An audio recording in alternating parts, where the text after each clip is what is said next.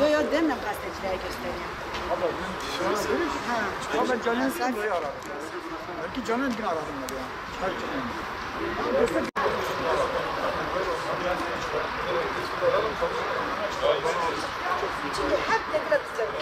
Ben kaçırılan asker Adil Kabaklı'nın annesi Cennet Kabaklıyım. Oğlumuz usta birliğine giderken Ağrı'ya Tunceli Pirmur yolunda alındı. Otobüste silah zoruyla indirilerek alındı. 6 yıl oldu. Ben oğlumu HDP'den PKK'dan istiyorum. PKK kaçırdı. İkisinin de HDP'nin de parmağı içinde. Ben oğlumu buradan almadan gitmeyeceğim. Benim oğlumun gençliğini çaldılar. Benim oğlum damat olacaktı. Gençliğini çaldılar. Özgürlüğünü aldılar elinden. 6 yıl oldu. Özgürlüğünü aldılar. Hayallerini çaldılar. Benim oğlumla benim hayallerim vardı. Ben oğlumu evlendirecektim. Benim oğlum ev yuva sahibi edecektim. Ama bu PKK illeti oğlumu aldılar.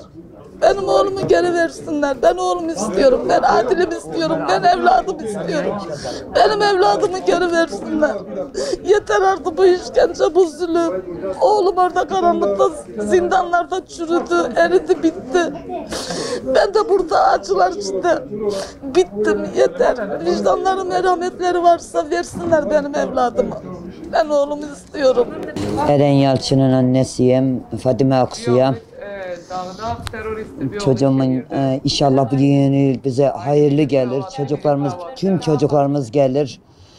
Çocuğum beni duyursansa, eşi disense gerçekten yavrum orası senin yerin değil. Senin orası şeyin değil. Yavrum askerimiz var, polisimiz var. Onlara inanma. Onlar dediler ki ailelerimiz bizi parayla sattı. Bizim satacak çocuğumuz yok parayla. Onlar ancak satmayı becerirler. Onlar ancak o teröristliği becerirler. Biz beceremezdik. Çocuklarımızın kafasını karıştırmayın. Çocuklarımıza kötü örneci olmayın.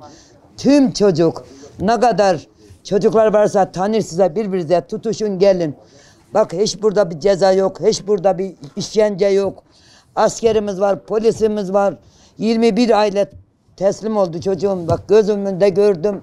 Hiçbir şey olmadı. Ne olursun Allah aşkına çocuğum gel. Ben sizin nasıl yetiştirdim bir Allah bilir bir de ben bilirim. Ne olursun sen bu darbeyi bana niye vurdun yavrum? Bunu niye bana bu zulümlüğü yaptın? Ben Diyarbakır'dayım. Hastalık demiyorum, pandemi demiyorum. Ama almamış da gitmeyeceğim bu kadar. HDP'den de korkmuyorum. PKK'dan da korkmuyorum. Hiçbirinden korkmuyorum. Korkaydım ben buraya gelmezdim. Bu kadar değilim. Herkes duysun bunu. Oradan arkadaşıymış, o çağırmış götürmüş. Ben bunu yeni öğrendim. Şok oldum. Biri kızımış, biri erkeğiymiş. O kendini iyi bilir. Ama buradan polisler meselelerim savaşı tutuklasınlar. Ben ondan davamdan vazgeçtim. Ben orada da gittim şikayetimde bulundum. Savaştan şikayetimden vazgeçmiyorum. Benim çocuğum nereye götürse getirsin.